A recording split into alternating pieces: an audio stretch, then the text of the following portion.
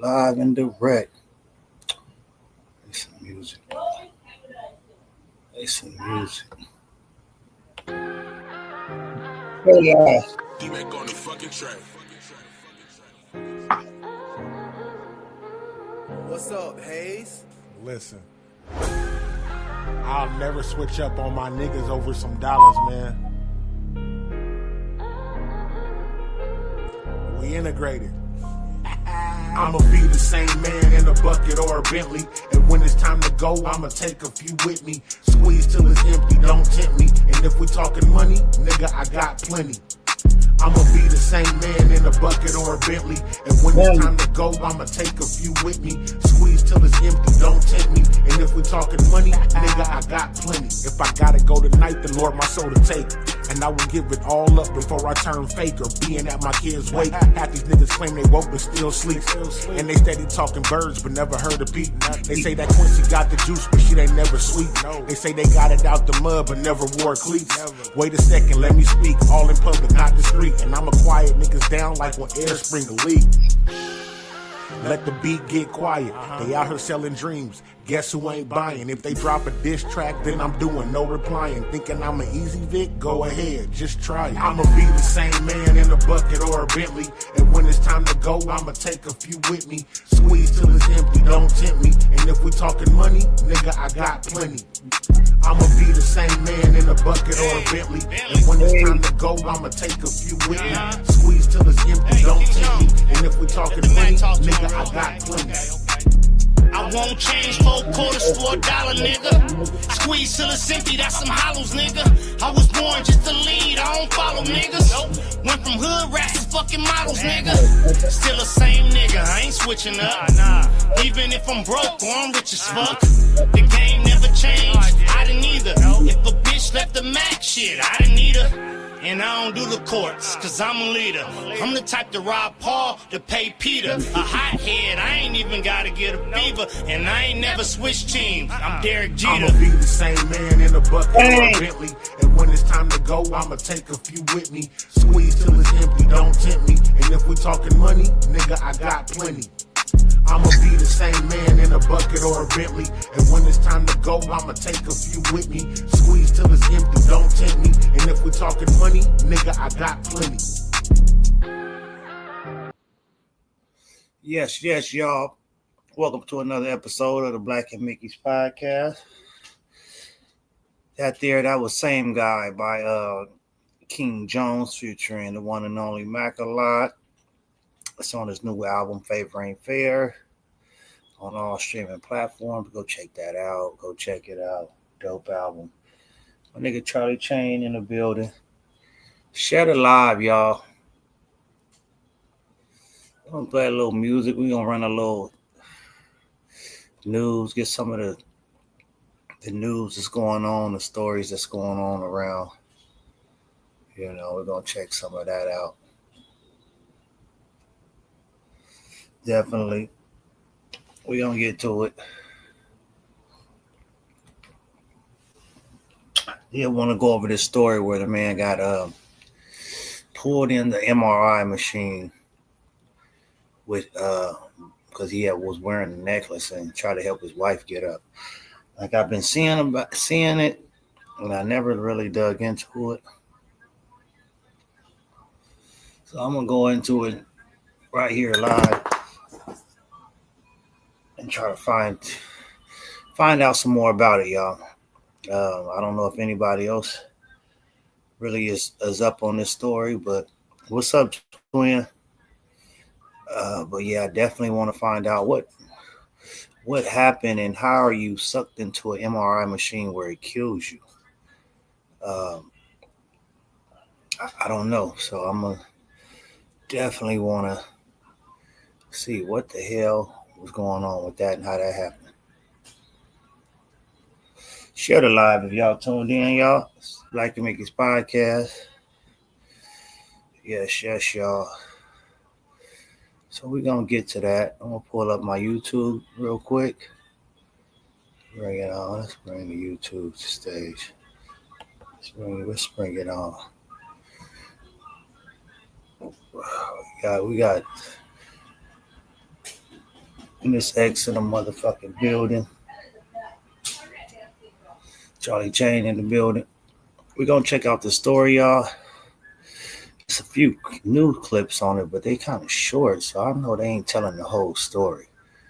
So let me go. Let me pull it here. Let me pull it up real quick. Let me see.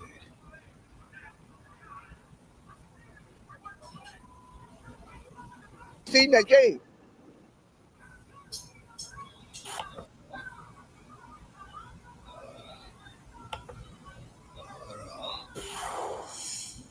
It's the first time that guy has seen that game. They had a conversation about it before. Ooh, that's a big change. Wow, this is bizarre. That's the wife of a New York man who is now dead. He died after he was sucked into an MRI machine, apparently wearing a bulky metal chain. His widow now says the technician in the lab dropped the ball. Nate Foy, live in New York City, tries to run this down. Wow. It's a new one, Nate. Good morning. Yeah, bizarre and tragic, Bill. Good morning to you. Adrienne Jones McAllister says that she asked for her husband, Keith, to help her get up from an MRI machine after she received a scan on her knee. But when he entered the room, the magnet in the machine latched onto a heavy metal chain wrapped around his neck. The chain weighed about 20 pounds with a padlock on it used for weightlifting. Adrienne says she and the technician tried pulling Keith away from the machine, but ultimately they couldn't save him. Could you turn up the machine, call 911, do something, turn this damn thing off? I still trying to wrap my head around the whole thing. He waved goodbye to me, and then his whole body went limp. Can't even fathom it. Nassau County Police said in a statement, quote, upon arrival, officers were informed that a male, 61 years old, entered an unauthorized magnetic resonance imaging room while the scan was in progress. The male victim was wearing a large metallic chain around his neck, causing him to be drawn into the machine, which resulted in a medical episode. Now, McAllister's wife says that he suffered several heart attacks after the incident. She claims the technician let her husband inside the MRI room. Nassau Open MRI, where it all happened, tells Fox this morning it has no comment. Medical experts, though, say MRI machine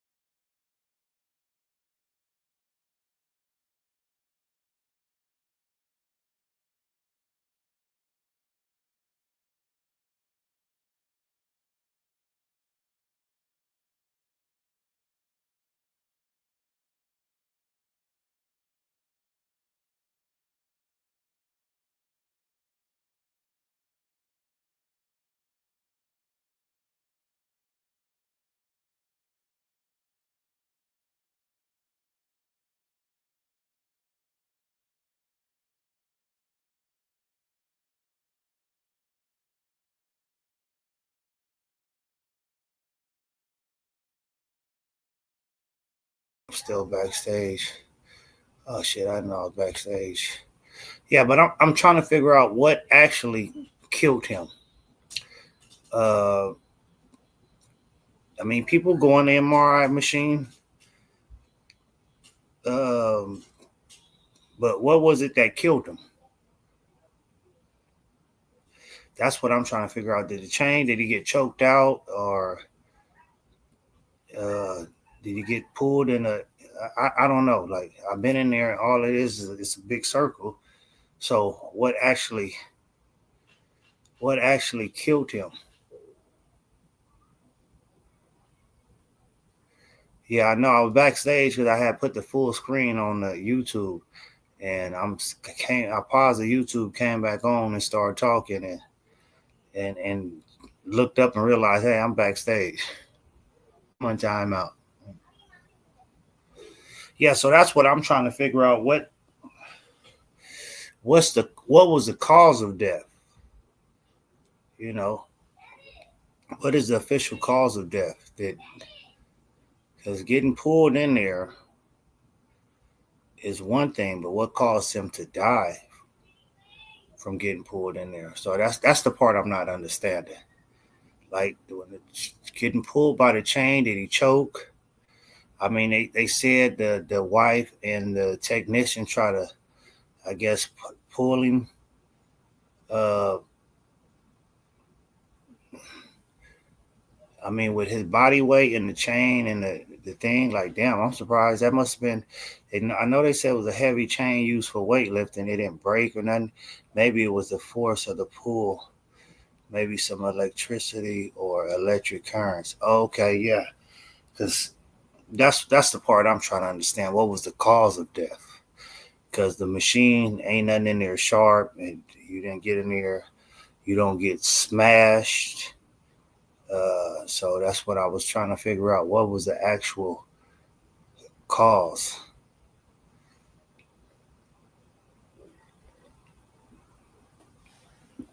You said some electricity. Did you get electric? Did you get electrocuted when you in there with metal? Like, I don't understand. I don't really understand how it really works. We gonna game to wait and see what the autopsy say. Yeah, I want to know what was the cause of death. And maybe the heart attacks. It said something about he started having several heart attacks after. I believe that's what I heard. Let me run that back. I'm gonna run that back because I think she said something, or they said something about some heart attacks. Hold on, let me run that back.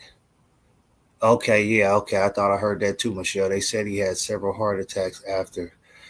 Probably the currents upset his heart rhythm. Oh yeah, that makes sense. And he was older too. He was 61. So yeah, okay. Now it makes a little more sense to me because I did hear the heart attacks.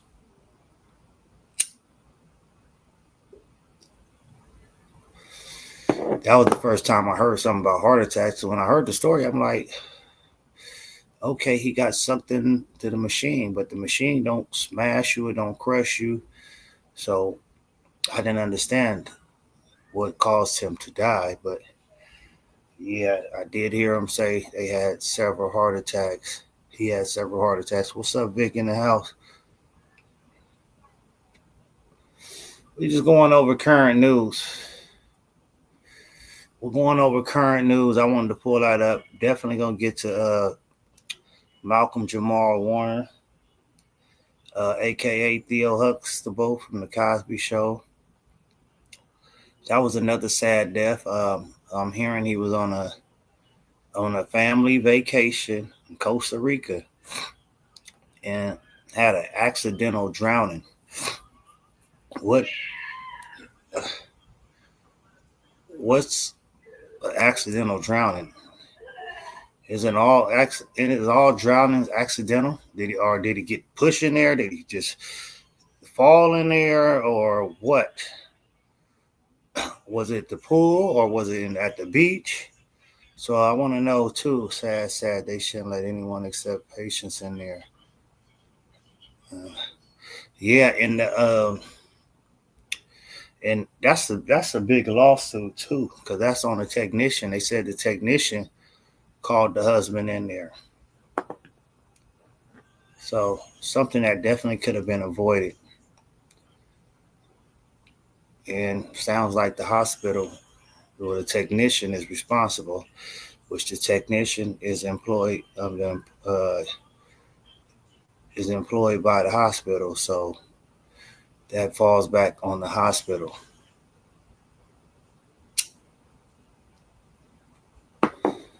I'll share the live. So yeah, that sound real sad. Now they saying it was a big chain. It has some kind of like padlock on it used for weightlifting. Too, in the picture I seen of the guy, he had a nice big chain on with a big cross on. So I was thinking it was that chain, but they said it was a big chain with a padlock that's used for weightlifting. But it was like 20 pounds. I want to know, is this a? I ain't never seen no padlock chain used for weightlifting. Let me see pull up another headlines about it. Let me see if they give us more details.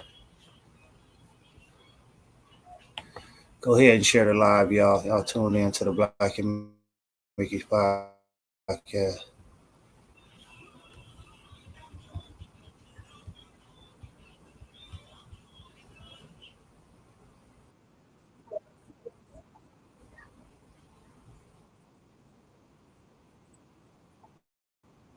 Wednesday afternoon at 4:30 when 911 gets a call for an emergency at Nassau Open MRI in Westbury, New York. 61-year-old Keith McAllister had brought his wife Adrian in for an MRI of her knee. Here's where the story starts to differ. Adrian says the technician brought Keith into the room so that he could help her get out of the machine. The employees say Adrian started to shout out for help, which caused Keith to come running into the room.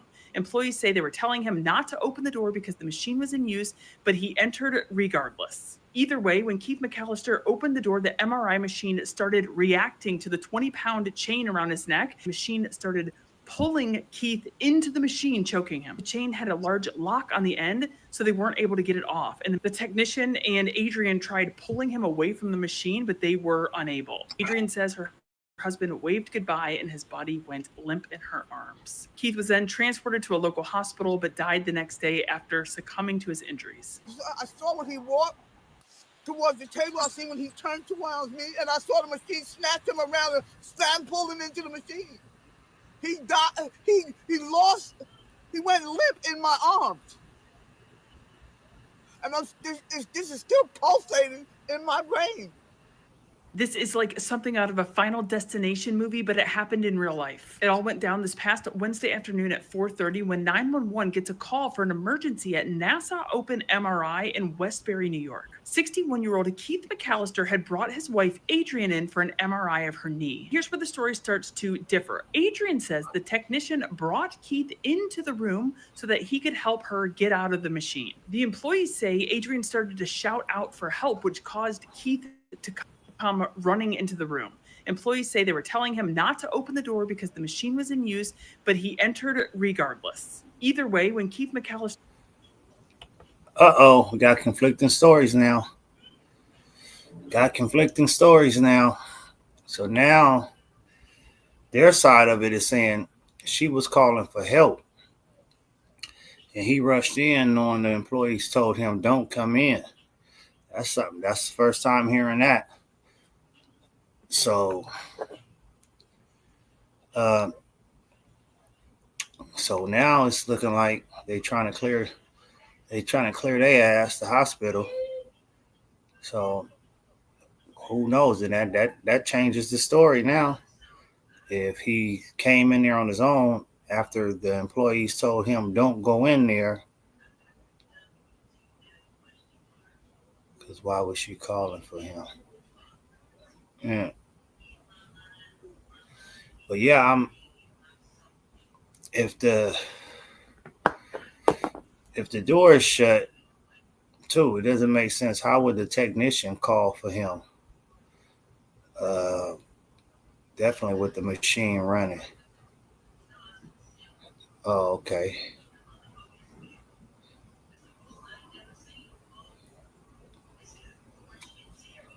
I guess that's a powerful magnetic machine. Yeah, magnetic is a key word. Yeah, I guess it's very powerful. And damn, it's a sad story all the way around. No matter whose fault it was, it definitely seems like a very tragic accident and very unfortunate. that definitely could have been avoided. That's crazy.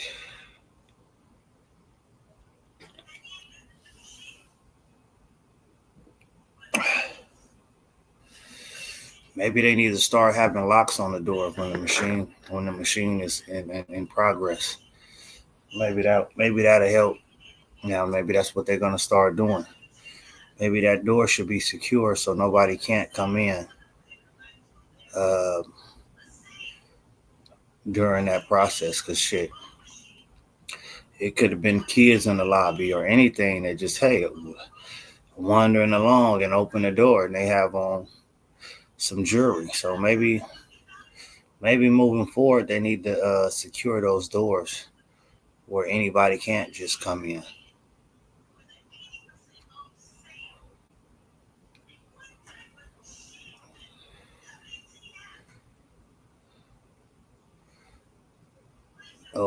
Or at least have a sign say do not enter, machine is in progress. You know, hell man, I told y'all they made me take off my wig. Like, hey, you gonna take off that wig. If you don't take it off, the machine gonna pull it off. Yeah, so maybe they need something. They are gonna have people make sure they come with no metal and have metal detectors. Yeah, before you even enter the area, if it's dangerous like that, because that's certainly an accident waiting to happen if it's that dangerous. So you want to make sure something like that doesn't happen. You know, even a sign on the door would help. Anytime they're turning on the machine, it should be a do not enter sign. Machine in progress. So it's gonna have to be much more secure than how it was secure. All right. The prayers out to that family, man. Condolences out to that family. Even wire bras got to come off. Yeah. See, mine's happened like 4 years ago, so I don't remember how technical it was. But back then, I know I wasn't wearing a chain. Um, was I wearing earrings then? I got them earrings. No, I got them earrings after. I think I did my party after that. Yeah, so maybe I don't even think I had on earrings that day. I went to the hospital.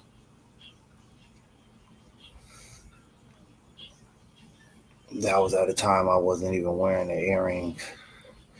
So yeah, I don't know, but it's unfortunate though. Condolences and prayers out to that family.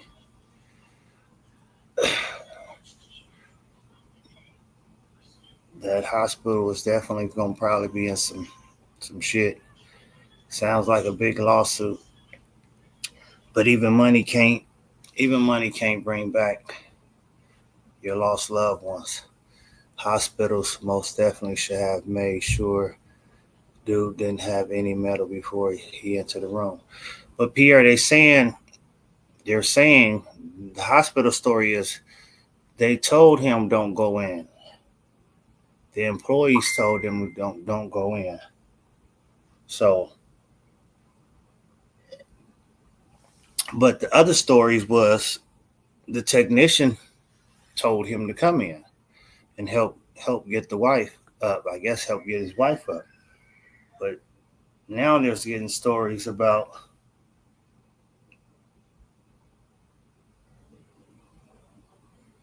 now they're getting stories about they told him don't come in.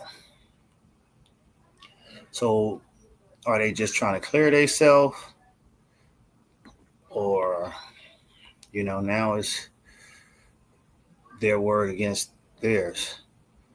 Those rooms shouldn't be available for anyone. Yeah, that's what I said. They need to secure them. Definitely, if the machine is that dangerous, that powerful, that door needs to automatically lock or something. Not even left on not even left on the employee, because sometimes the employee may forget a step, may forget to lock the door. Maybe it's need to be a automatic lock where anybody from the outside just can't walk in. Maybe you need a key. It automatically locks, but if somebody need to get in there, they got a key to get in. Uh, it's definitely a sign should be on the door. Don't enter. Machine is in progress. That should be a room you need a badge to badge. Yeah, that too. Yep, that even work.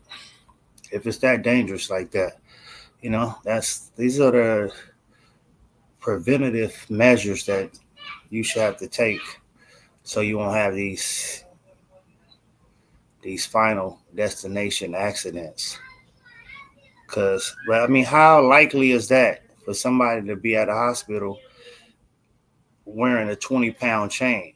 I wonder what it would have been able to pull, like if he had a regular chain on. I wonder would it have been able to be that powerful to snatch up this little chain. Did the size of the chain play effect to anything? What's up, 50? You know, I wonder did the size of the chain play any effect of it being able? Maybe if it was a smaller chain, maybe it wouldn't have had so much metal to for the magnet just to automatically say no, come over here. And that's some strong shit. With you dealing with a grown man, he looks pretty healthy, pretty sizable. And so just to be forced into something, and then they said it happened before to a kid in an oxygen tank, fell over and fractured his skull. Damn, I didn't hear about that. See, and that's what I was trying to figure out. How did it kill him? But they said in there after he had several heart attacks, and the wife said he went. She was trying to hold him and pull him, and he went limp in her body. Like, I wonder what made him go limp. Did he get choked out? Was he being choked in the process? It's something they're gonna have to read. They're gonna review. I guess more to this story is gonna come out soon. It pulled him over by his chain, and he got caught in the machine. But yeah, getting caught in the machine shouldn't kill you if there's nothing like it. They didn't say the machine crushed him. So being in the machine, when you go in to do the MRI, they put you in the machine. It don't crush you. So even being caught up in there, what was it that killed him? But like I said, the wife said after it, he had several heart attacks. So yeah, I'm thinking it must have choked him out. Yeah, I'm thinking that too. Because she said he just went limp and he waved bye to her. That's sad. Like he knew. He probably knew he was getting choked out and couldn't breathe. I think it was the chain that choked him, all the magnetic pull. Okay, yeah, probably so. Definitely for him to go limp. He probably was losing his breath. And he yelled and he waved bye to his wife. Damn, that's so sad, boy. Like he pretty much knew it was over. But at the time, they said he went to the hospital and died like the next day. I mean, well, I guess he was already at the hospital or something, but they said he died the next day in the hospital. So I guess he didn't kill him on the spot. I guess being choked probably damaged oxygen. It's probably cut off oxygen to his brain, and it really made him have heart attacks. I guess after, apparently, because that's the story they said. Today been a sad day for it to be so sunny where we are. Yeah, and that was get to this next topic. Malcolm Jamal Warner. Let me pull up a article on that. Hold on.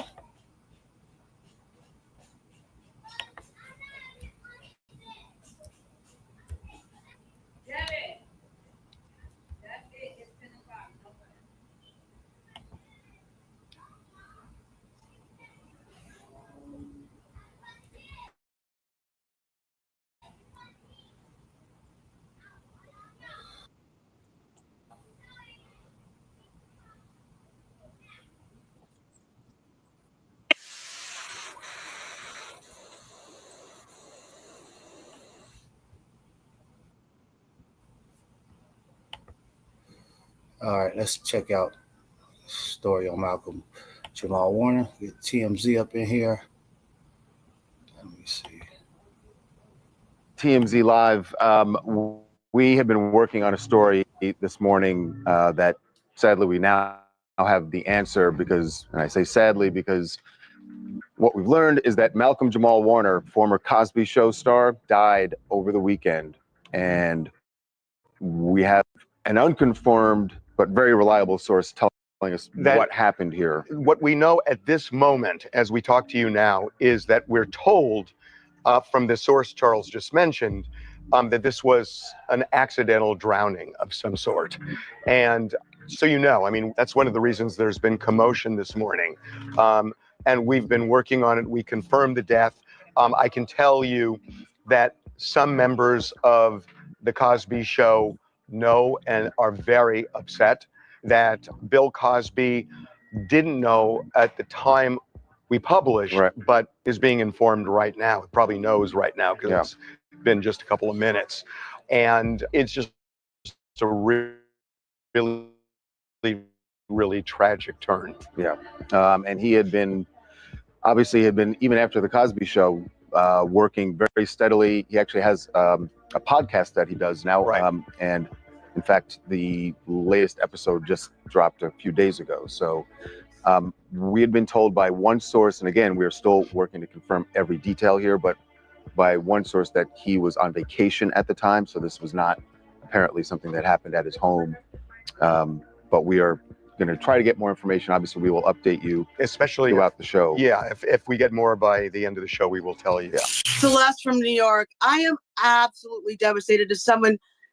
Malcolm Jamal Warner was my first crush. I mean, I have loved him, loved his career. He was the most beautiful person. I had the pleasure of meeting him. He's commented on my social media posts that I've made about him. I mean, I couldn't think of a most warm, loving soul than this. And it's so, I can't believe it. Like, I'm looking at the headline. I thought maybe there's like somebody else associated with him. And it is just so devastating. I could tell you that you could talk about Cosby being America's dad. He was, for a generation of us, America's first love. Okay. He was our first love. He was vulnerable. He was funny. He was loving. He was a sweetheart. I mean, we grew up with Theo and even Malcolm as he grew up and doing other stuff in his career. This is such not the news that anyway, I loved him, and it's such a, like, oh God, I can't even go on about this. No, we feel you. No, we do. It is the reaction a lot of people are having right now. Okay. Yeah, Pierre said.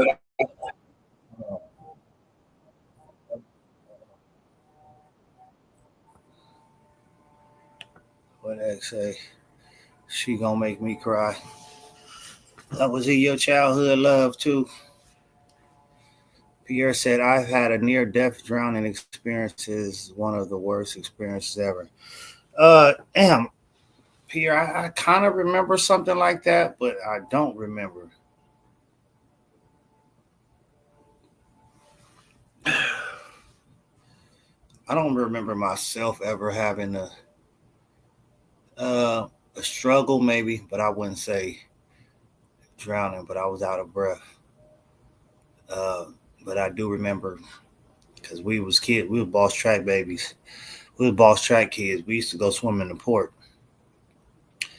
We used to go swim in the port, right there by under the freeway, under the 4 crosstown freeway. We used to go right there, and we used to, when they used to then let us, like sometimes they would, or the pool, maybe the pool was shut down because we all learned how to swim.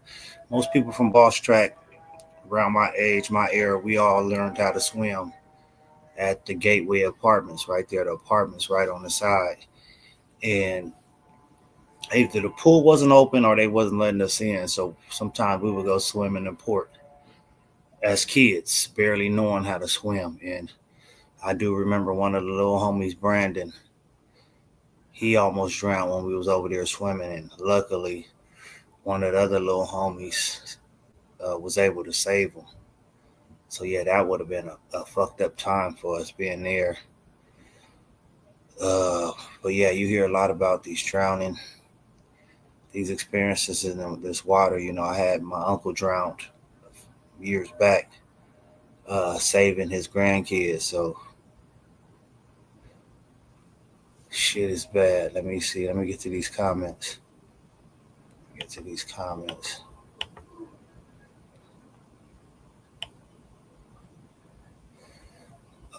Oh yes, yes. Michelle says, yeah, that hurts my heart considering I was a city lifeguard. Yeah, Michelle, I remember you was the lifeguard. He was looking good as a lifeguard too, Cuddy. Yeah, like they was on you. You used to have them popping. You used to have them young boys popping for you, Michelle. I remember them days when you was doing the lifeguard. Sarita says no, but he was a big part of my growing up on my favorite TV show.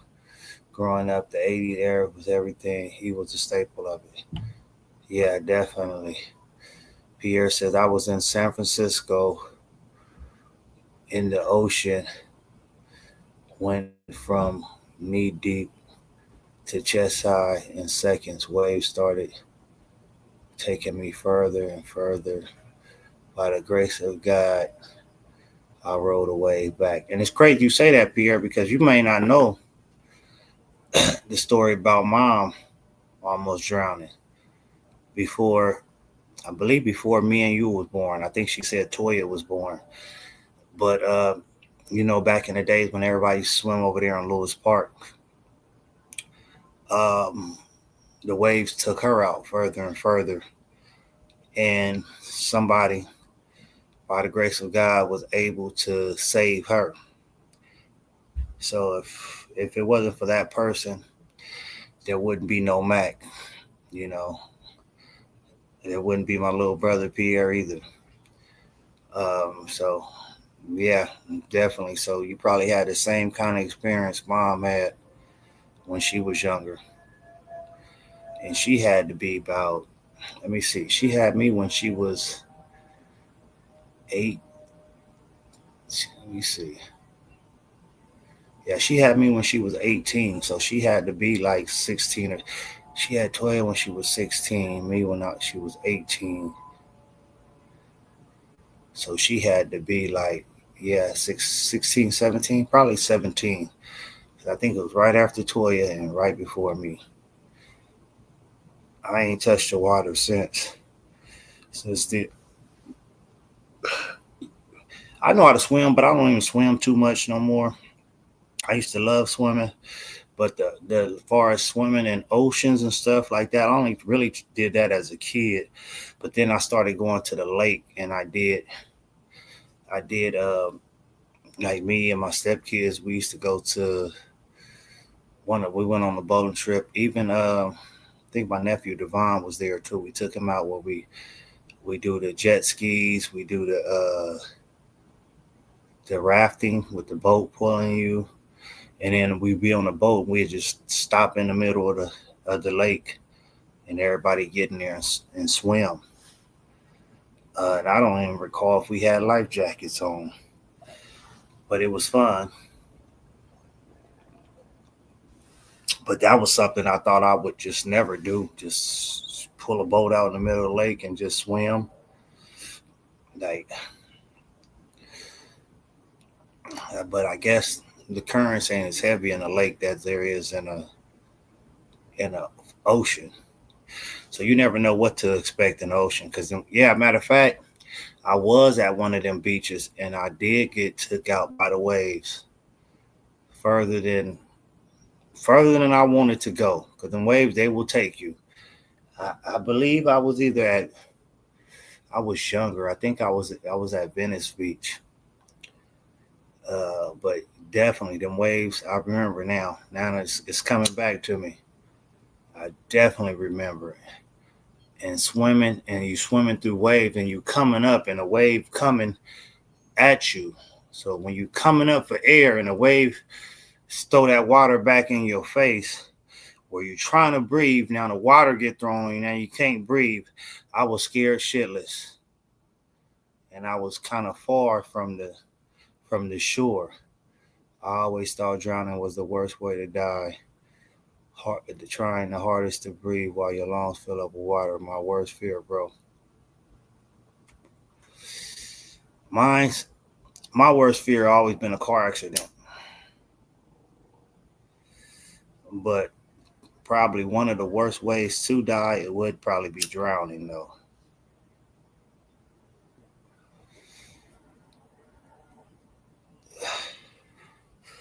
Yeah, now it's coming back to me real clear now of that time.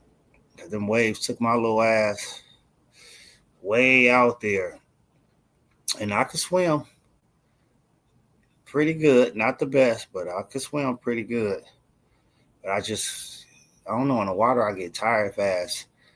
But I'm a long distance runner. If I'm running, I don't get tired. I run 2 miles without getting tired. I was a long distance runner. But in that water, that's something different. I get tired swimming and shit like that. I just tire out. But yeah, I had to fight my way back to the shore. And every time I came up, every time I'm swimming and needing some air, a wave. So I was definitely, but I didn't get too nervous and panic, or it would have been over for me. So I guess that was kind of a near drowning experience for me. But yeah, man, in Costa Rica. But I want to know, they saying accidental, which I think every drowning is accidental. But when they put it accidental, um, is there like something that happened? Somebody pushed him in? Did he fall in? I need more to the accidental. Because but I assume don't nobody plan to drown. So I guess all drownings are accidents. But by putting accidental drowning instead of just a drowning, uh, did he trip and fall in? Did somebody push him in? Uh, were they playing around? Like, I kind of want to know more to the story. I heard he got caught up in a riptide. Mm.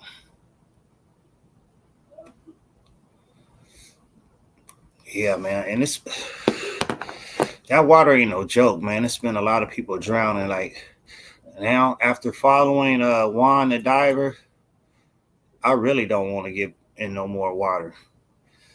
Like seeing all the people he done saved, and that's why it was definitely an honor to interview him. And he done saved probably about 50. No, not saved. He have recovered because they already drowned. So I can't use the word saved. He recovered 15 now different bodies that drowned. And some of the waters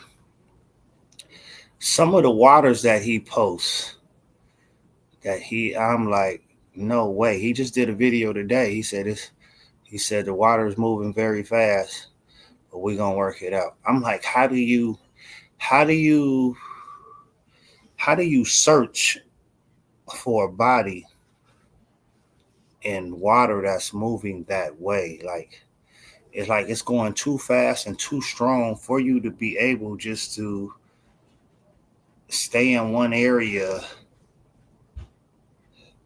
and just look through the bottom and reach, feel around for stuff like that. I can't understand how he does it. Definitely at some of the water that he's been through. Let me see if I can find some of his videos. Hold on, let me go to YouTube real quick and see if I can find some of those videos because the water he gets into is crazy.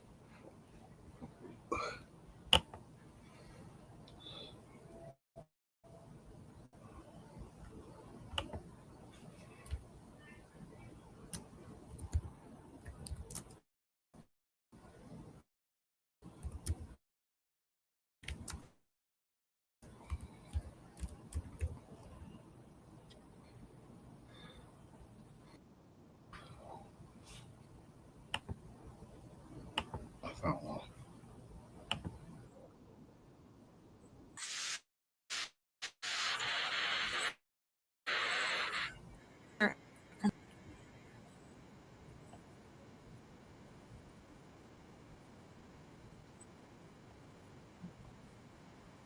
Personalized messages. Turn comments into cash. Sell more products, boost event signups, and crush affiliate.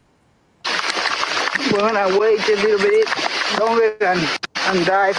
I hope we can go back. We have 3 hours just hiking down. So 53-year-old volunteer diver Juan Heredia with Angels Recovery Dive Team set out on Saturday to find the missing men after a family friend had contacted him to help. It's killing like crazy.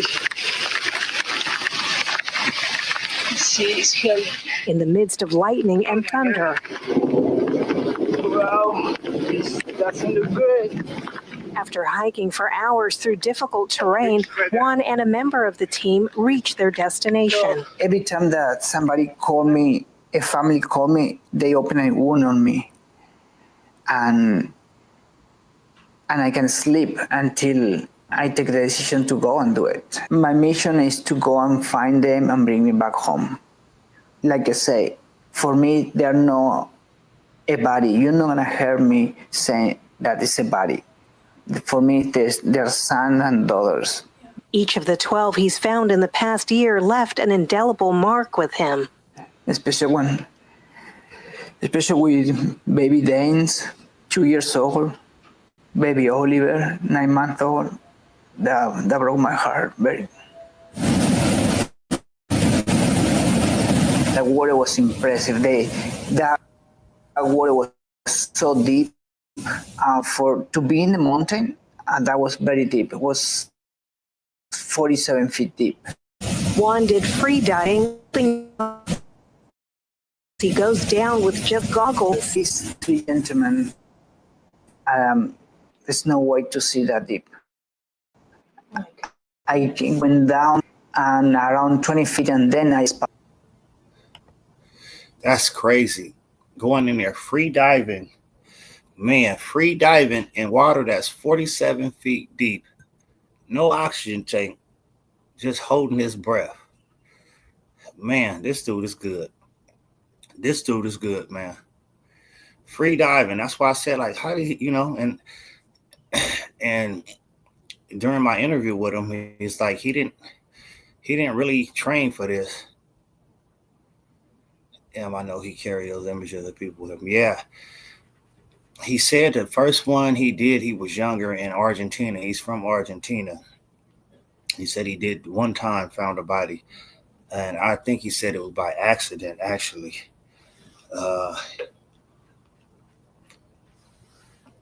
And then I believe his first one was one of my folks' child, the young man Xavier that drowned across the street in the little levee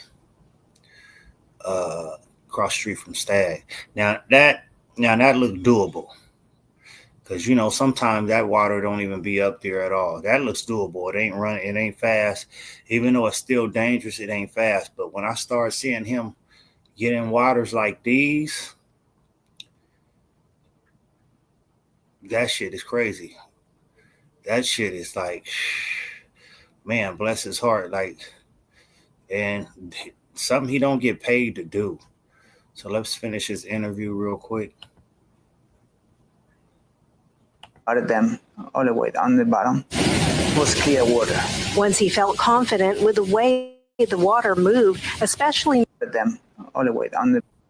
I went down and around 20 feet, and then three gentlemen. There's no way to see that deep. I went down and around 20 feet, and then I spotted them all the way down the bottom. It was clear water. once he felt confident with the way the water moved, the wall, he tore. Matt. Then he grabbed the other two one by one. What is that like?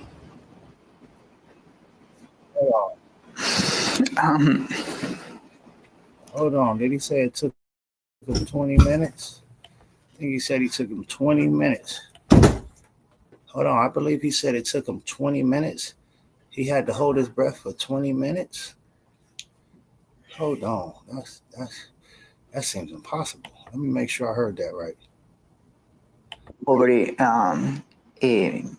Matt. Then he grabbed the other two one by one. What is that like? The water moved, especially near down and around 20 feet, and then I spotted them all the way down the bottom. It was clear water.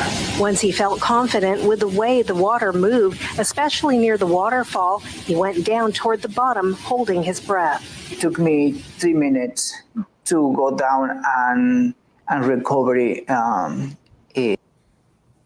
Okay, 3 minutes. It took him 3 minutes. I thought he said it took him 20 minutes. I was like, can't nobody hold their breath for 20 minutes. So it took him 3 minutes to recover him.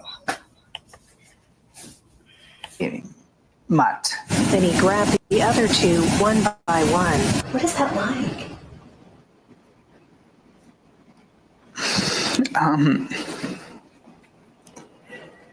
What is that like?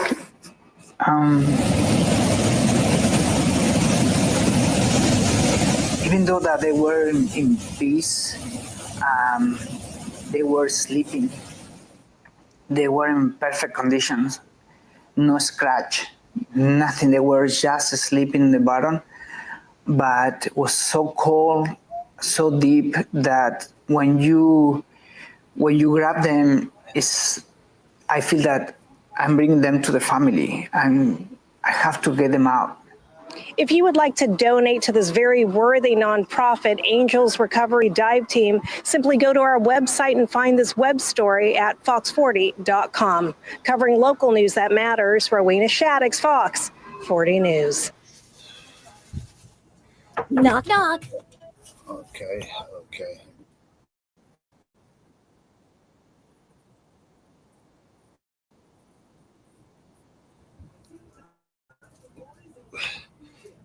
Yeah, Juan is definitely an angel on earth, man. And two, just knowing what he does for these families, man, that definitely has been one of my most honorable interviews, man, was to get him on the Black and Mickey's podcast. Definitely on my 200 episode celebration. So, and very humble dude, man.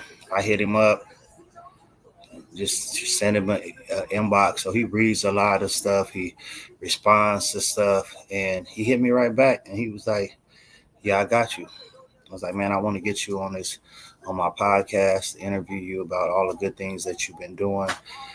And he held his word. He showed up, came through, and he gave us his story. Man, when I went to Jamaica, I wore 2 life jackets at one. When I was in the water, I wasn't playing. two life jackets is probably worse than one, bro. You probably think you was doing something, but I think I heard that, like, I think that usually is worse than one, even though we thinking logically, and sometimes it don't be that way. But yeah, when you getting out there and definitely in oceans, water that you're not familiar with, like it's the summertime now, so a lot of people are going to these rivers, these lakes, these beaches, and it's very sad to hear all the people that end up drowning. Some just happen to slip in or fall in. Definitely, it's be kids.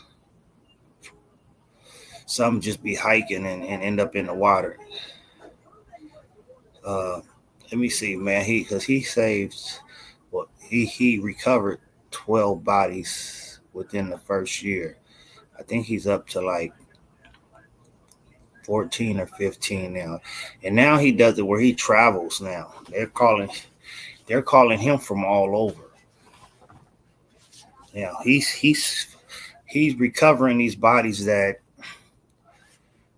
special trained police divers can't even find. You know, but that's something that they get paid to do. So they like, I ain't risking my life. Over 236,000 drownings, death per year. That's crazy. That's a crazy number. That's a crazy number. That water is nothing to play with. Let me see if I can find another one of his interviews. Real. Let me see.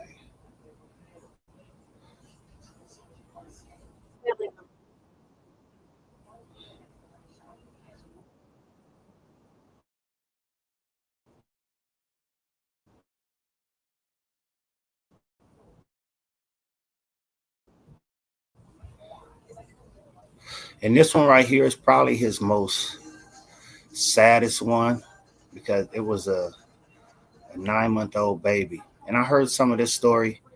I heard some of this story.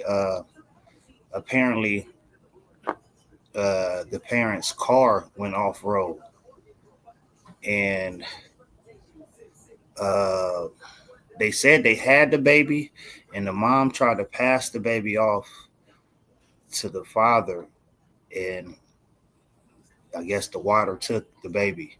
So I heard some of this story. I followed him because he posts on Facebook. So yeah, I believe this is the one. Yeah, because he located the car first, and once he located the car, soon after he was able to. And this dude, when was too, is like he does it from the heart because if it takes him 2 weeks, 3 weeks, he's out there. He drives 5 and 6 hours. He hikes 2 and 3 hours. He swims numerous hours. You know, going over the whole perimeter of where the body could be at. So he's definitely impressive and knows what he's doing. Members of baby Oliver Cox confirmed that the diver who found the body of the missing 9-month-old in the Trinity River was Juan Heredia. Heredia is the founder and lead diver with the Angels Recovery Dive Team. The body was found Tuesday. We told you last week when authorities reported that little Oliver Cox had been swept away in the river after the family's car ran off of Highway 299 into the water. His parents survived that crash.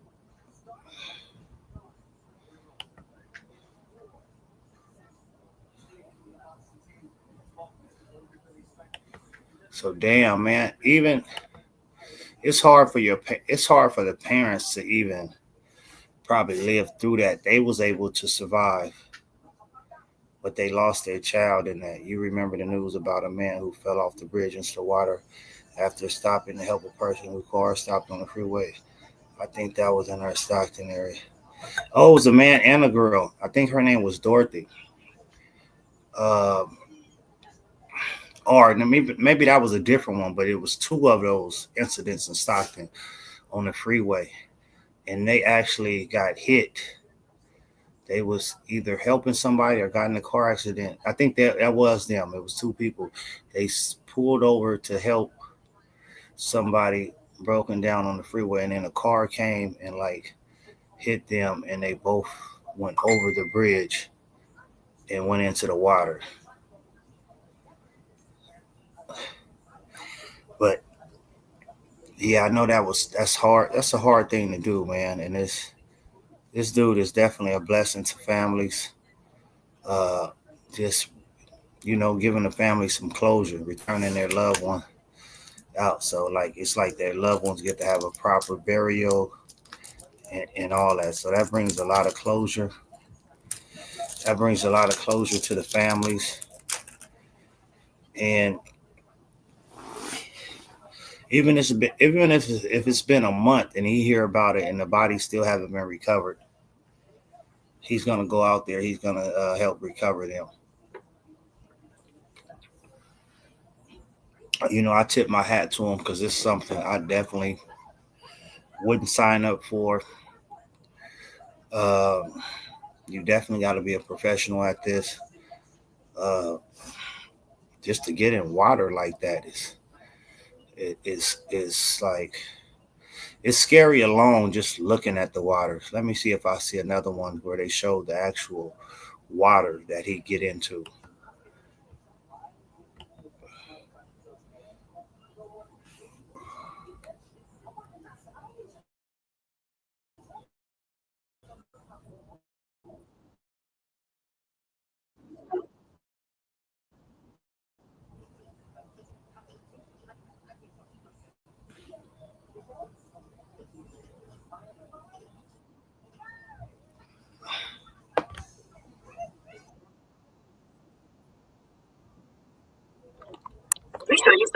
Doing with Monday.com's AI.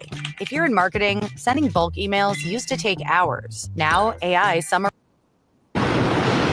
This is my first time diving in waterfall like this. Diving in despite the danger. And I came to look for Gabriel. To answer a family's call for help. We got a call from the family saying that one of the family drowned here on Monday. And Do y'all see that waterfall? No matter how good of a swimmer you are, currents, riptides will 9 out of 10 win. Hey, you see this water this man is getting in? You can't tell me he ain't an angel. He that 1 out of 10 then. He's that one out that 9 out of 10 that the currents and the riptides don't usually win. You can definitely know he was sent here with a purpose. Because look at that waterfall. He got to jump up in that. Like, no, ain't no way. I don't care if I'm hooked to something where they can pull me up if stuff go bad. Let me see. And if I can come and help them to find him. Juan Heredia is searching in Tuolumne County for Gabriel Castañeda, a 38-year-old Stockton hiker who vanished after slipping in an area.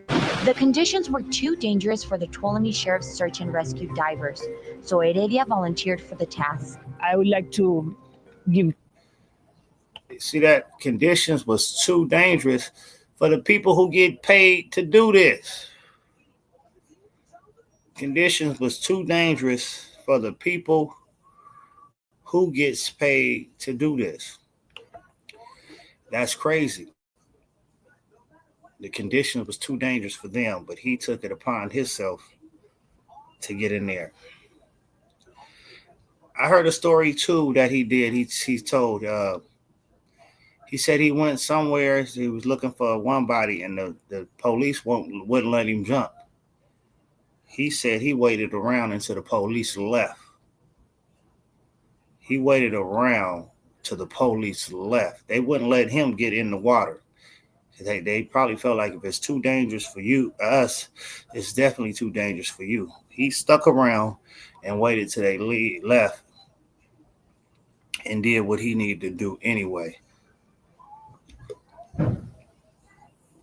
Them waters is crazy too. Hey, and this is really and I'm so proud because he's not originally from Stockton, but he's a Stocktonian.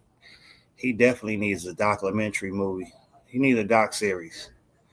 Netflix, somebody on Netflix need to go and now the police didn't want to look bad. Well, they keep looking bad. He definitely need a movie, a doc too. And watch, sooner or later one's gonna come for him.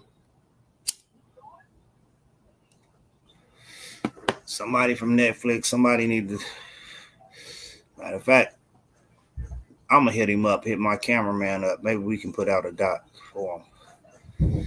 Maybe we can put out a doc for him.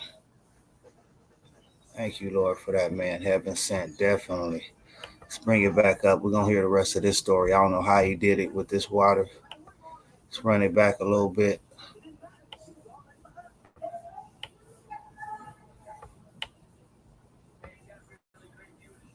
After slipping in an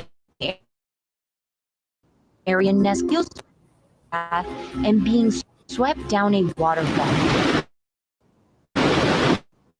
The conditions were too dangerous for the Tuolumne rescue divers, so Heredia volunteered for the task. I would like to give closure to that family, and I decided to jump anyways. KCRA 3 followed him on his search. After hiking for 2 hours and with just his fins, goggles, and a mask, Heredia dives in. It was very traumatic. It was very nervous wrecking. Knowing the situation up there, the danger that he was going into. His entire safety team is his wife, Alain, do you copy? along with a friend, and for this case, Castañeda's family members. The current was so strong, and because the rock were forming a wedge, and I was kind of scared if the water is going to push me to. Why don't you decide to just say, I can't do this, it's too dangerous? How you can explain that you are afraid to that water? How you can explain that you're not going to be able to dive and look for the loved ones there? I couldn't. What started as a hobby for the Argentinian native almost 30 years ago has now turned into a passion with a purpose. In just 3 months, Heredia helped bring closure to several families in California. I don't look for a body. I'm not looking for a dead person. I'm looking to bring somebody, bring a son, a daughter to a family. By finding Xavier Martinez, Brenda Duran, Tommy Clark, and Bree Scott. They're my family now. When you get a call of someone asking for help, is there ever a doubt? No. No. No doubt. All in the hope he can help.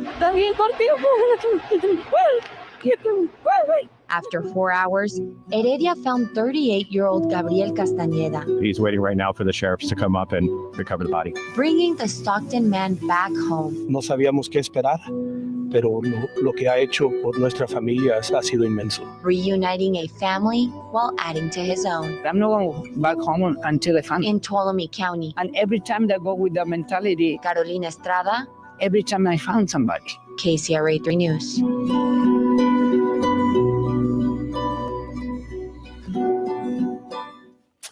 Well, the first recovery he made was in Argentina more than 20 years ago. Stockton and state Senate officials honored Heredia for his help in the recovery of these drowning victims.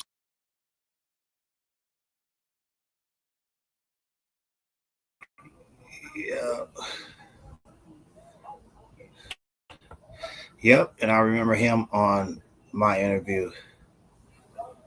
And I didn't come in here to cry, Mac. Yeah, it's sad. I mean, you're covering some sad news. I'm covering some sad news.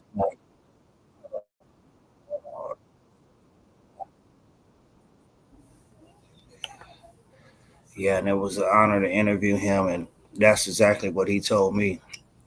A little over 20 years ago is when he recovered the first body. He was in Argentina on a fishing trip with his dad.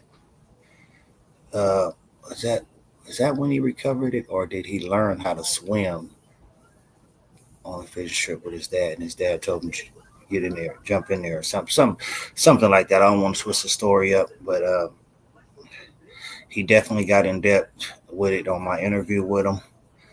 So yeah, definitely a blessing. And it only took him 4 hours to recover a body in some water where the police dive team said it was too dangerous for them to get in.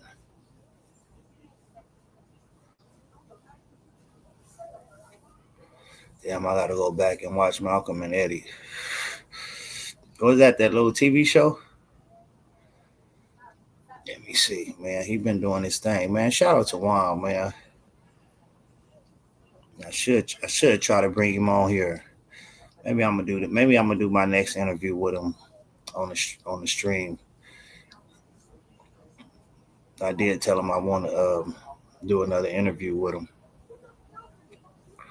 Definitely, because he continued to doing God's work out here. Let me see if I can pull up one more. One more.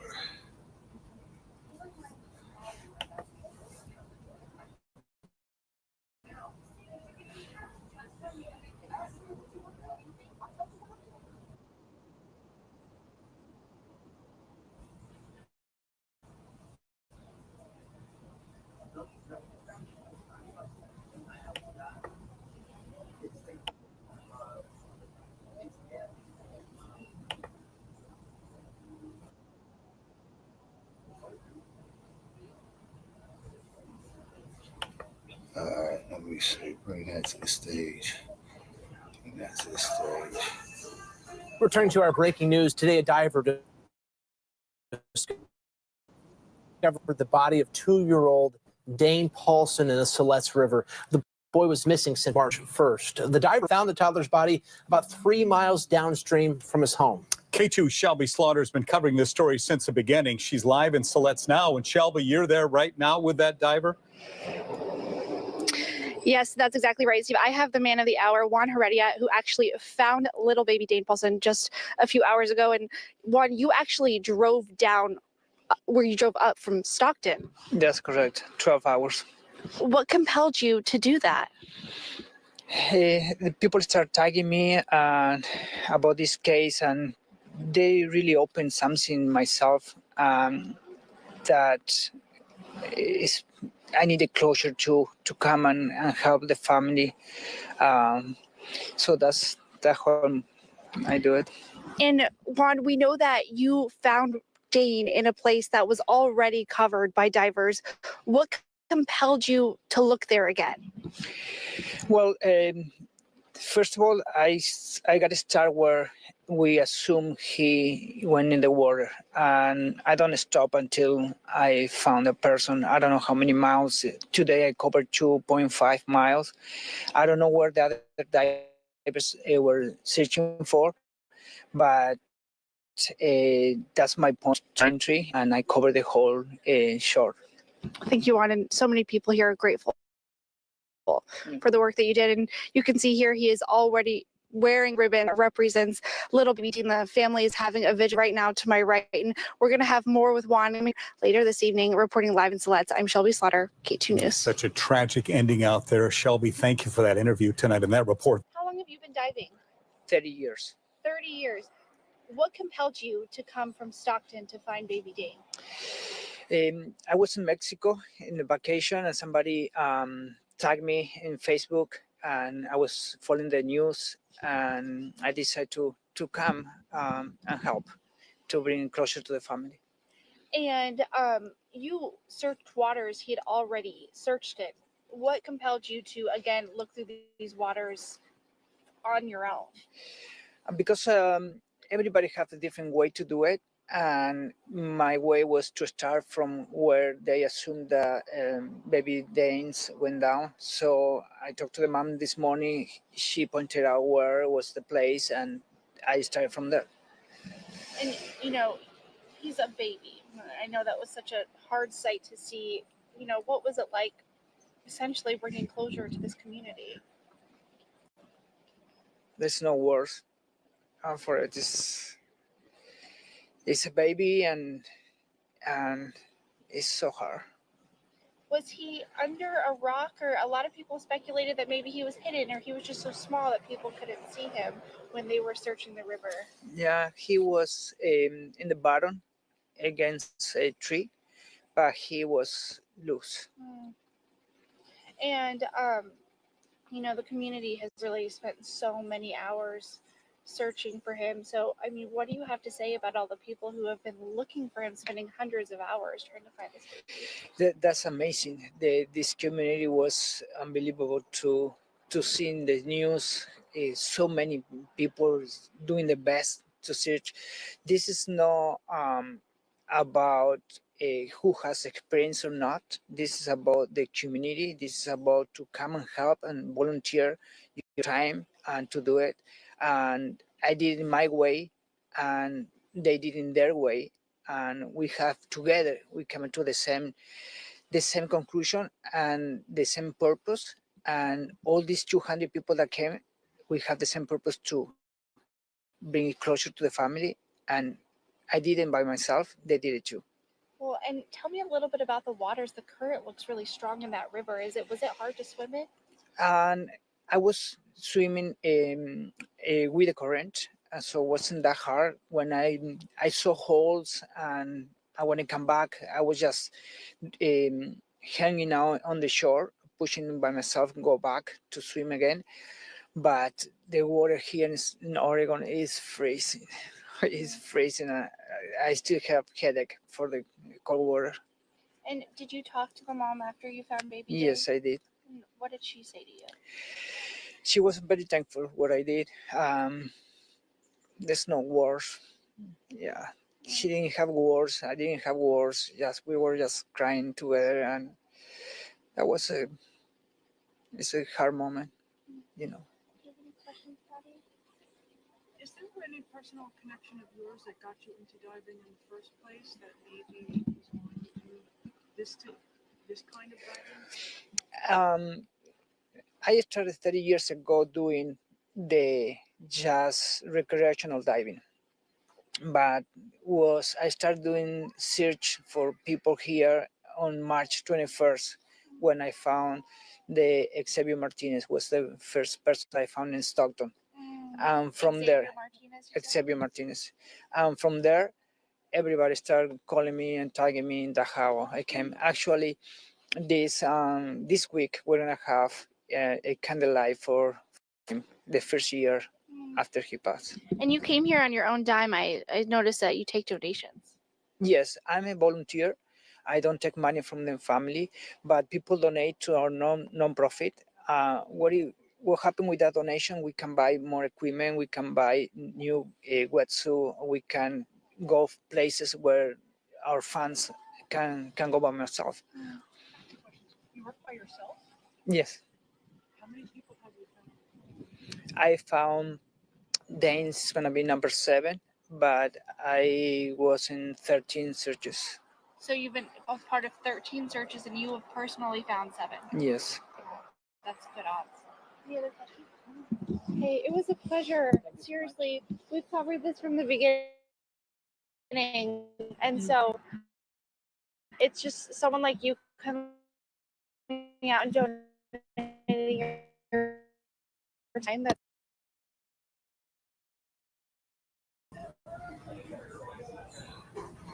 Definitely a blessing, man.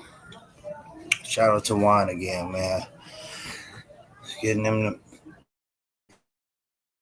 freezing cold waters, man, helping bring closure to these families.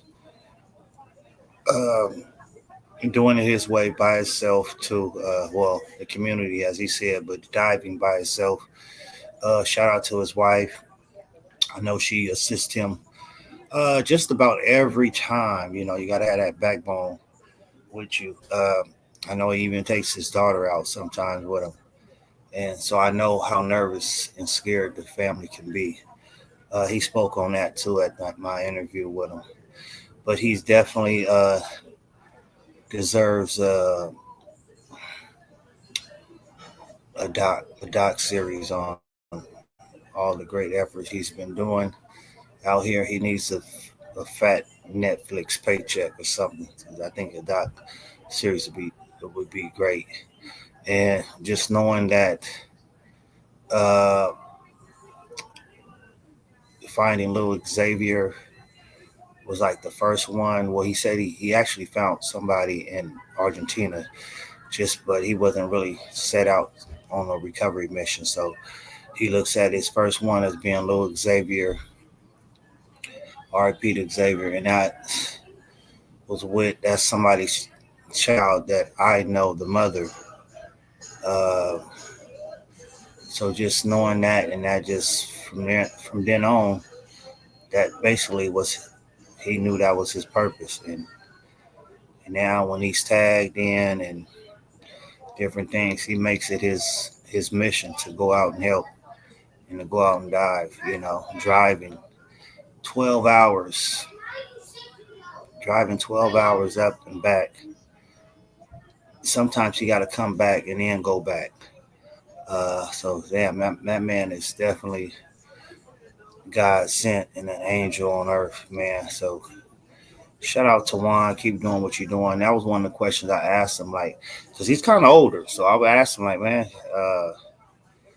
what is it that you do to keep your body in shape? Because I know that's a lot of wear and tear on your body going swimming uh, in freezing cold water.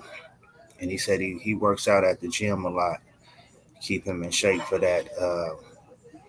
I also asked him, what else did I ask him about that I wanted to say?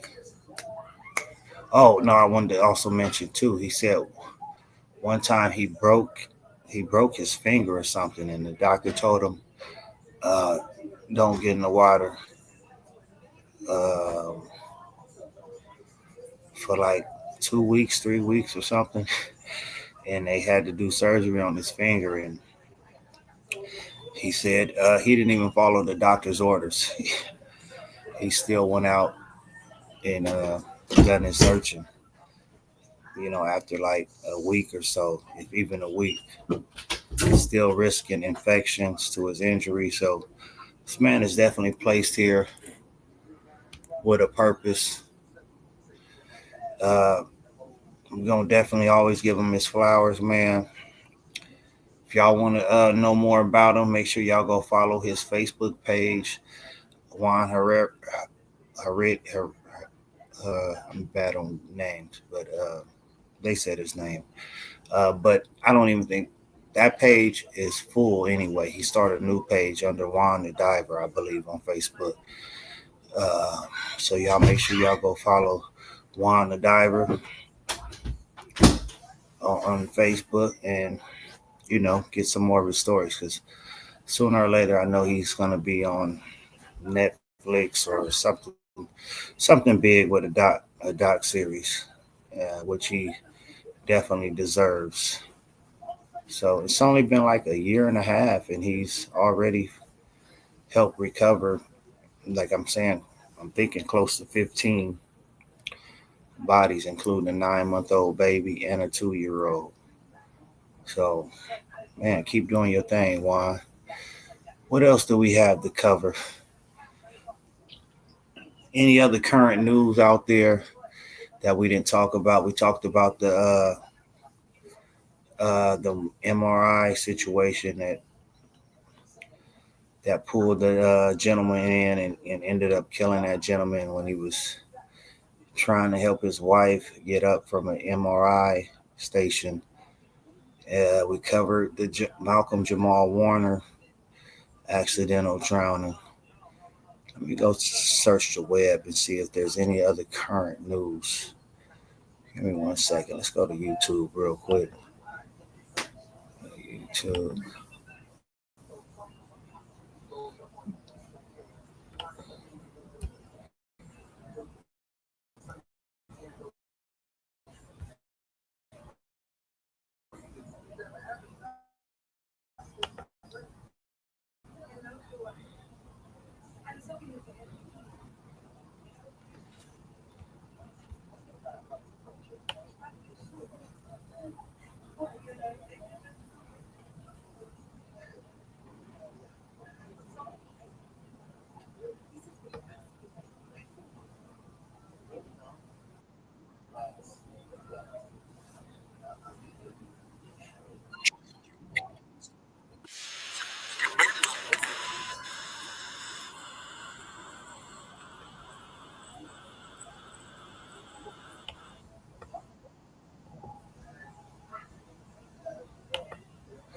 Hold on, I found a new video for Malcolm Jamal Warner that I didn't see.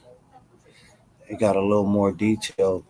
It got a little more details in it. They got footage of him before he drowned. Let's check it out. Let's check it out.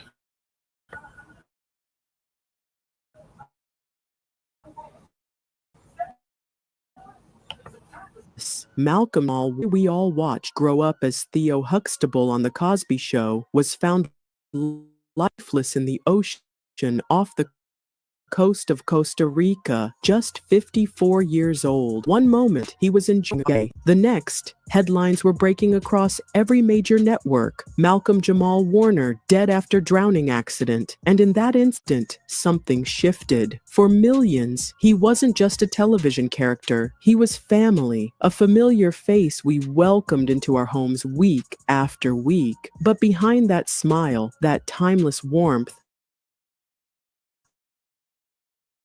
was a man with layers we never truly see, who fought to stay relevant in a brutal industry, and who ultimately found his voice outside of Hollywood just before everything was taken away. What really happened in Costa Rica? What were his final days like? And why does this loss feel so personal? This isn't just the story of Malcolm Jamal Warner's tragic death. It's the story of how he lived and what the world never got to see. It was supposed to be just another relaxing day in paradise. Coco's Beach, nestled near the coastal town of Limon in Costa Rica, is known for its beauty, but also for its unpredictable waves. On Saturday afternoon, Malcolm Jamal Warner was seen walking along the shoreline, soaking in the sun, possibly unaware that the ocean was anything but calm that day. According to local reports, 2 men were suddenly pulled into the sea by a violent rip current. Only one made it back. Witnesses say there was panic, calls for help. A rescue effort launched immediately. One man was found and rushed to the hospital in critical condition, but Warner was nowhere to be seen. The water had swallowed him whole. It wasn't until the next day that his body was recovered by the Costa Rican Red Cross. Found lifeless. No drugs, no violence, no foul play. Just a tragic accident that left the entertainment world in silence. But was he alone? Was there anyone nearby when it happened? Was this a hidden risk of the beach? One that even locals know to fear? We may never get full answers, but the suddenness of it all, the randomness, is what haunts people the most. One moment, he was alive and well. The next, he was a headline. And while the waves closed in around his final moments, the world was about to open a floodgate of memories. Because Malcolm wasn't just a name, he was Theo. And what came after The Cosby Show might surprise you. Long before the tragedy, before the podcast, before the poetry, there was Theo. In 1984, a 13-year-old Malcolm Jamal Warner landed a role that would define a generation. He auditioned on the final day of a nationwide search and secured the part of Theo Huxtable, the only son of Cliff and Claire Huxtable, on NBC's The Cosby Show. At a time when most sitcoms portrayed Black families as broken or burdened, The Cosby Show shattered stereotypes. And at the heart of it was Theo. Funny, flawed, relatable. He wasn't a caricature. He was a real kid dealing with real things. Bad grades, insecurity, heartbreak, rebellion. He was the teenage voice of a family millions came to admire. Malcolm wasn't just playing a role. He was growing up in front of America. And for many young Black viewers, he was the first TV character they could truly see themselves in. Smart, stylish, sometimes a little lost, but always trying to do better. His performance earned him an Emmy nomination and a permanent place in pop culture. But more importantly, Theo became something deeper. He became a symbol of what Black boyhood could look like when it wasn't filtered through trauma. And yet, while the world saw a rising star, Malcolm saw something else, a ticking clock. He knew how quickly child actors could fade. So while fans laughed at Theo's comebacks and clumsy wisdom, Malcolm was already looking for what would come next. And what he built after Cosby took everyone by surprise. Escaping the shadow of a mega hit like The Cosby Show should have been impossible. But Malcolm Jamal Warner didn't just fade into nostalgia, he reinvented himself. In 1996, just a few years after Cosby ended, Warner co-starred with Eddie Griffin in the buddy sitcom Malcolm and Eddie. The show ran for 4 seasons, giving Warner the rare chance to break free from child star status and show his range as a comedic adult lead. It wasn't the Okay, that's why Pierre said, "Damn, I gotta go back and watch Malcolm and Eddie." I forgot all about that show. That was a show. I do remember that show now. Damn, memories, man. That took me back, man. I forgot all about that show. Definitely remember it now. Him and Eddie Griffin. Cosby Show, but it didn't have to be. It was his. Then came something no one expected, the Magic School Bus. Yes, Malcolm became a voice actor and executive producer for the beloved educational series, playing the character the producer. Millions of kids who didn't grow up on Theo Huxtable still grew up hearing his voice, never realizing the man behind it had once been TV's most famous Big Brother. But Warner wasn't content with staying behind the mic. He continued to pop up in roles across some of television's biggest shows: Major Crimes, Suits, The Resident, 911, and most recently, Alert: Missing Persons Unit. Each role may have been small, but collectively they built a career that refused to die in the 90s. And then came Read Between the Lines, where Warner reunited with Tracy Ellis Ross to play a modern Black father raising a blended family. Critics praised the show's emotional honesty and Malcolm's performance. He wasn't just a sitcom actor anymore. He was a grown man, carrying grown roles. But while the cameras kept rolling, Warner was already pouring his soul into something even deeper, something quieter, something far more personal. While millions saw Malcolm Jamal Warner as just Theo or Malcolm or the guy from that one guest spot, few realized the depth of his creative ambition. Fame was never his finish line, it was just a doorway. Early in his Cosby Show years, Malcolm quietly began learning the mechanics behind the scenes. He shadowed directors, studied framing, took notes. By the time most young stars were spiraling into tabloid headlines, Warner was directing, and not just any projects. He helmed episodes of The Cosby Show, Keenan and Kel, and later Malcolm and Eddie. He also directed music videos for top acts like New Edition, proving he had an eye for rhythm and emotion behind the lens, not just in front of it. But that wasn't the full picture. Malcolm was a poet, a spoken word artist, a man who used rhythm to process pain. His poetry was raw, sometimes tender, sometimes angry, but always real. It was the part of him that never made it to network TV. Then, in 2015, he did something very few actors ever do. He won a Grammy, not for acting, not for comedy, but for Best Traditional R&B Performance for his musical collaboration Jesus Children, alongside Robert Glasper and Lala Hathaway. It was soulful, it was spiritual, and it was a reminder this man could do everything.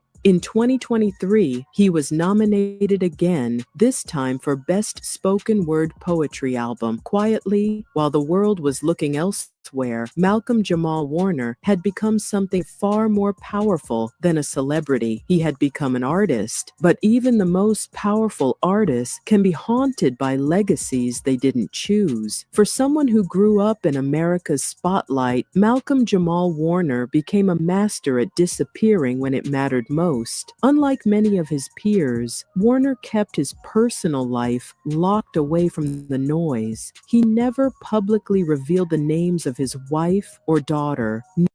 No red carpet appearances of family. No social media over shares, just a man living on his own terms, off camera. But silence isn't the same as absence. In recent years, Warner reemerged not through TV, but through something far more intimate, podcasting. He launched Not All Hood, a raw and thoughtful show exploring the complexity of Black identity without filters, without performative messaging, and without pretending the world is simple. This is the space where I'm most vulnerable, he said just days before his death. He wasn't chasing viral clips or trending topics. He was chasing truth.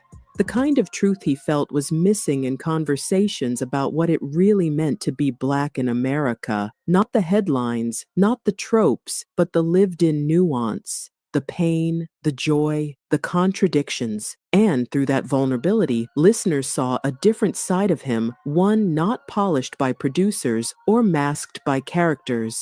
Just Malcolm. He wasn't trying to revive his fame, he was trying to reclaim his voice. And in doing so, he left behind something that no role ever could, a legacy of truth-telling, of soul-sharing, of showing up fully, even when no one's watching. But even in that honesty, one shadow always lingered, the show that made him and the scandal that tried to erase it. No matter how far Malcolm Jamal Warner traveled, one name always followed: Bill Cosby. The Cosby Show was once hailed as a cultural revolution, an unapologetic portrayal of a Black family that was educated, successful, and deeply loving. It redefined television. It redefined America. But then the headlines came. In 2018, Cosby was convicted of sexual assault. That conviction was later overturned in 2021, but not before the floodgates opened. Over 60 women accused him of everything from harassment to horrific acts of violation. And with that, the show's once immaculate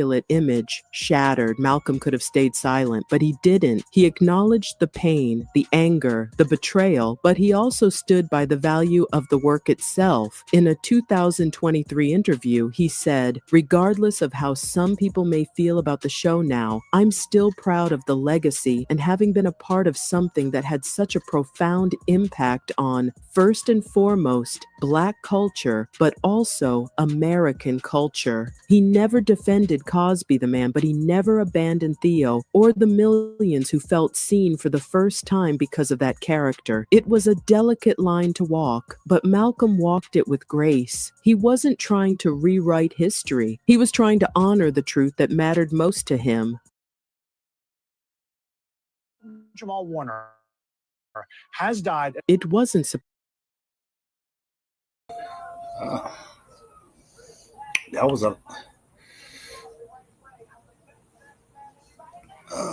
where's my picture at?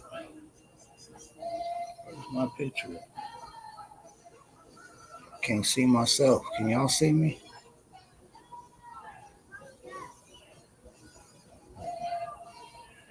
Internet connections. I don't know why I can't see myself. What happened to my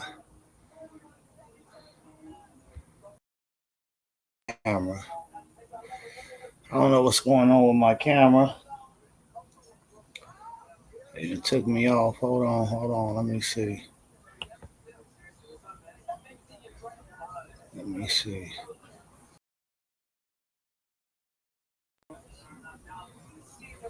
Yeah, I see yellow too. Shit. I don't know what's up with my Wi-Fi, man. Let me try this. I don't know what happened. Damn. Yeah, keep the flame lit for Theo, man. I don't know what's going on with my picture. I don't know what happened. Hold on. Let me see. Let me figure this out, man. Camera. Seems like something going on with my camera.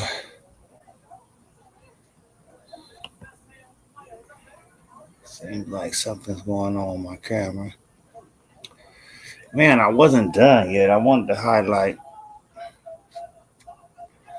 some of my Stockton people, so I'm gonna click out and come back in. Click out and start it over. And fucked up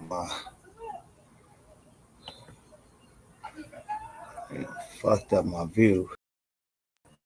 My camera then.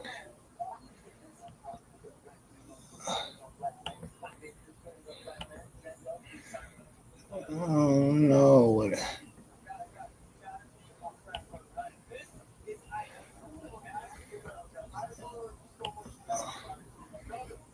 I don't know what happened. I don't know what happened, but I'm gonna start this over, and I did want to highlight some of my Stockton people. Let me start this live over. All right, y'all. We'll be back.